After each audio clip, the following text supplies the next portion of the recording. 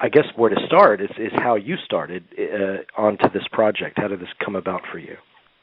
Well, there's a little bit of a kind of intro to this from my point of view, in that we'd done a sort of a couple of tests for Stanley Kubrick over the couple of years before Eyes Wide Shut came on the horizon. I was working at a visual effects company in London called CFC, Computer Film Company. And at that time, I guess we're talking about the early to mid-90s, the industry, the sort of digital effects industry for film was very much in its infancy, and the whole kind of prospect of scanning stuff off film into the computer, working on it digitally, and then going back out onto film again was you know, a little bit novel for people. And we were contacted to do a test that involved taking some old black and white footage and colorizing it, turning it to color footage. And I believe I discovered later through talking to people on Eyes Wide Shut that was for a project that was going to be called the Aryan Papers. I think Kubrick experts will know instantly which project it was, but I think it was some kind of World War II piece. Right. So we got some test material from Mr. Kubrick's people, scanned it in. It seemed to be kind of black and white footage of just some people goofing around in front of a rather grand building in black and white, quite grainy. It wasn't actually old 1940s footage. It was shot present day, but on grainy black and white material. And we scanned that in, and we worked away in trying to work out whether it's possible to take that kind of material and make it look, colour and higher quality and kind of acceptable to a modern audience on the big screen. And I presume his thought was that maybe you could take archive footage from World War II and cut it into modern footage that he shot and it would intercut. Right.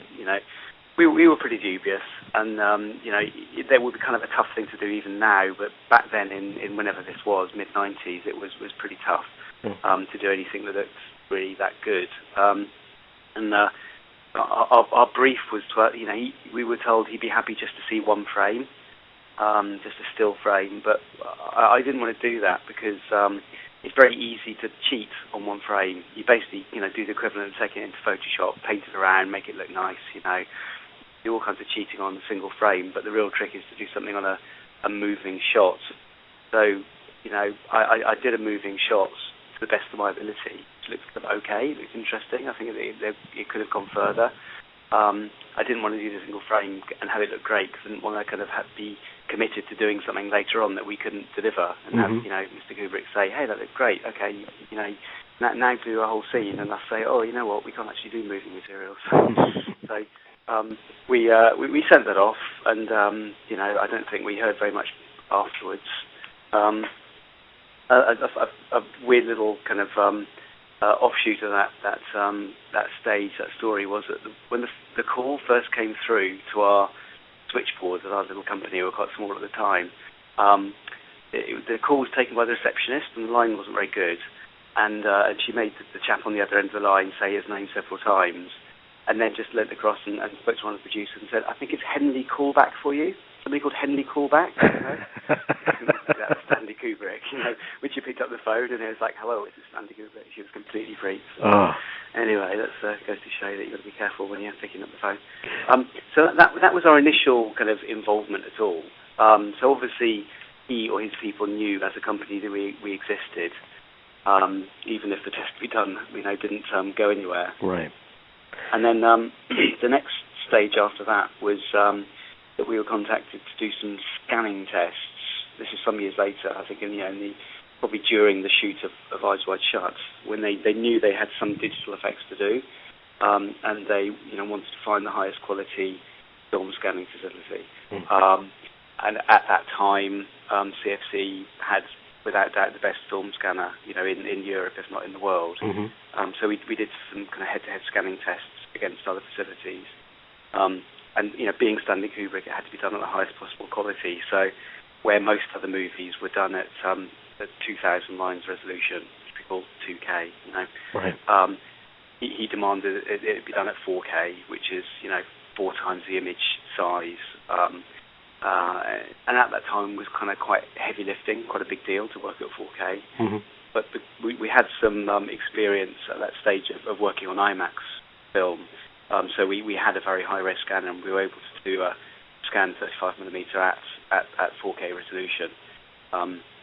It's strangely that's becoming the new standard now with some very big movies, like Inception and so on. They're done at 4K. So Mr. Kubrick was ahead of the curve there for sure. Mm. So we did those scanning tests, and they, went off, and I think they were, must have been well received because we were contacted back, but this was a while later, and this was after he died, but before obviously Eyes Wide Shut had been finished, and delivered and so on. So we were contacted in that strange little period in between the movie coming out and Stanley Kubrick dying. And myself and my producer, Rachel Penfold, were kind of called up to St Albans, to the house, to meet with people from the cutting room and discuss some potential work on Eyes Wide Shut. I think we may have been told some of the basic outline of what would have been needed, but we got a train up there. We were met at the station by a young lady who drove us to the house through a succession of high security electric gates and so on, and down long winding country tracks until we arrived at a building which I recognised instantly as having been the building in those black and white tests from Aryan papers. So that was kind of interesting. So obviously those were just filmed with in the family just outside the front of the building. We went on in and had a meeting with I think it was the editor, the assistant editor, producers and so on about the work that needed to be done on Eyes Wide Shut. And it was, excuse me, it was all limited to the masked ball scene? It wasn't. No. There was other work as well. I'm pleased to say. Strange kind of combination of stuff. One shot was a rescue shot, we call it. There was a kind of key shot that had a big scratch down it. So it's the most unglamorous work in a way. But, once the film's wrapped, and the director's died and so on, you don't want to be calling back, Tom Cruise and Nicole Kidman for, to replay a long, emotionally draining shot. So I think it was. I looked at the film the other day. It's been many years, so it's sometimes hard to remember. But I'm pretty sure the shot in question is when Tom Cruise is just about to confess to Nicole Kidman what's happened, and he falls on the bed and he's crying, and she's there on the bed as well. There was just a big juicy scratch right through her face, down her arm, and it just sat there, and it would have rendered the scene unusable. So it was a fairly hardcore job to get rid of that. It involved an overnight session to get it done in time. But that was one of the shots. As well as that, there was a series of invisible cuts. It's a strange thing. I've never had to do it on another project. But what Mr. Kubrick had done in the cut was, in certain shots, quite a few of them, where there was just like some dead space in the dialogue, or just a bit too much of a pause, he just chopped out a second of pause, or just a few frames sometimes, just in the Avid when he was cutting. And traditionally you wouldn't really be able to do this, because if you actually did a negative cut at that point, you would see that even with modern neg cutting, you would have seen some kind of jump. Right.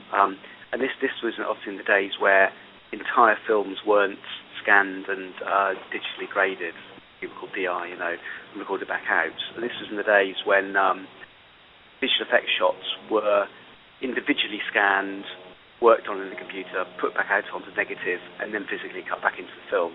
And the same would be true for any other opticals and any other work. So physical neg cutting would have had to have been done, and you can't really cut sections out of shots in a traditional neg cut without seeing some kind of jump, some distracting thing would happen. Right. So we had to scan those shots, remove the frames digitally, as he'd done in the Avid, and then put them back out onto film as one seamless negative, which could then be cut into the rest of the film. It's a bit of a strange one, and not at all creative.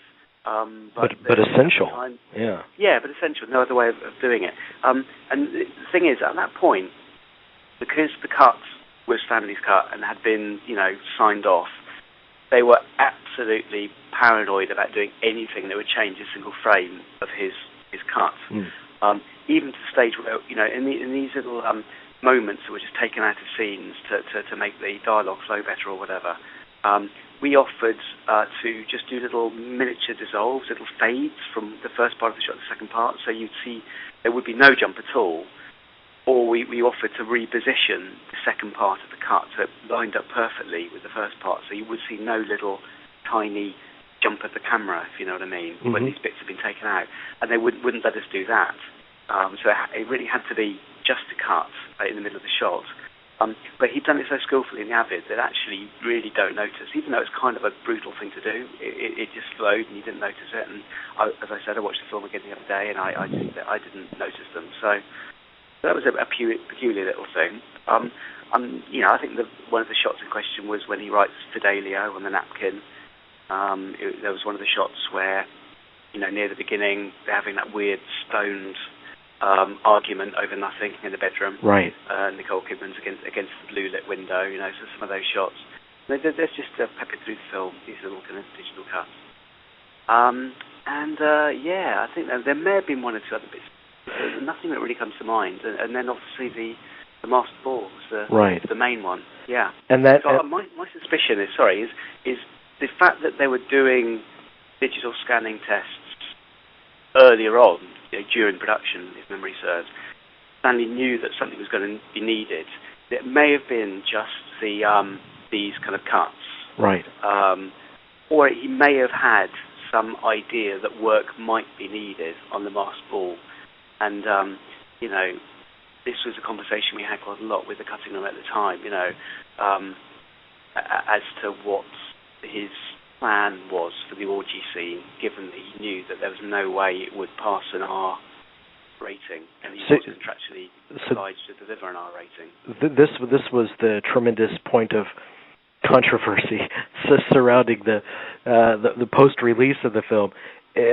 So it was never a question that it was his intention to place digital figures in certain spots to obscure something that would give him a harsher rating. Well, the thing is, nobody knows, and we obviously did talk about this a lot. And the people we were working with were the people who had obviously been working and living with Mr. Kubrick for the whole production. And even though we didn't actually meet Christiane, his wife, we know that she was part of these conversations and was aware of the issues and so on. So you had Warner Brothers, you had Christiane Kubrick, you had Jan Harlan, and all these people very, very, very acutely aware of what was going on. But in terms of what his actual intention was, nobody quite seemed to know. And there was just a guess that maybe, given that we were doing digital scanning tests, he had some plan. The other thing that made people think that perhaps he might have intended to do some CGI people in the orgy was that the records of the lighting setups of that location were extremely detailed, and perhaps more detailed than anywhere else in the film. And if you're planning on doing CGI in a scene, one of the things you always have to do is make a lot of notes and plans and sketches and measurements of the lighting setup of the scene, so you can then replicate it on your digital characters. So they were looking at the records he'd taken, and there was a little bit of speculation as to whether he was going to use this scene as a little test bed for some of the things he might want to play with on AI. Right. And possibly on Warner Brothers dollar, and to deliver this scene that was no way that would get to an R rating, have to do the CGI people and have some fun, in the process himself. So that was a thought, but speculation. Well, and I've seen both versions that are available to us, and it's so subtle and so kind of minimal. I don't think it changes form very much at all, and it certainly doesn't change content in any kind of meaningful way. So, I never really got the controversy surrounding it. I feel like it was built up more than Yeah, it was a timing thing, I think, in many ways, wasn't it? It was his last film, and people hate the idea of censorship or the studio interfering or whatever. I think it was just a very awkward situation for everyone, and it was they didn't want to have to cut any shots, so it seemed like the path of least damage to the artistic vision, and I think they knew that down the line the untweaked version would probably become the definitive version that anyone would see in 10 years' time. So it's and the version that's released on film in the outside of the US was the untweaked one, I believe. But obviously everyone's now going to be looking at it on DVD and Blu-ray forevermore. So to your knowledge, nothing was cut out of the film. Yeah, I think they were pretty firm on that. Yeah, that was a conversation in the cutting room. Okay, great. I'm glad I have that settled, because I've had so many emails asking me about that process. Even 11 years after the movie, people are still obsessed with it. And I love the movie. And just out of curiosity, before I let you go, when you reviewed the film, what were your thoughts? Well, I'm very fond of it. I really like it, and I liked it at the time. And the thing is, most of his films take a bit of time to develop in the public consciousness. And at the time, I think fans of The Shining didn't really like the film. They didn't get it. It wasn't scary enough, or it wasn't a proper horror film. It wasn't a proper thing, whatever. But it's now become a complete classic. I think the same thing for Eyes Wide Shut. Full Metal Jacket, it wasn't a proper war movie, it wasn't Platoon, and people didn't really get it, and it was in two parts, the camp part and the Vietnam part and so on, but now again people have revisited it, and I think the same process is still happening really with Eyes Wide Shut. I think it's a very warm-hearted film. It's a strangely innocent film in a strange way. It's a kind of a domestic argument turned into one night of kind of weird darkness. Right. And the argument gets resolved, and nobody gets hurt really, apart from somebody being murdered. But that's kind of that sort of off camera and stuff.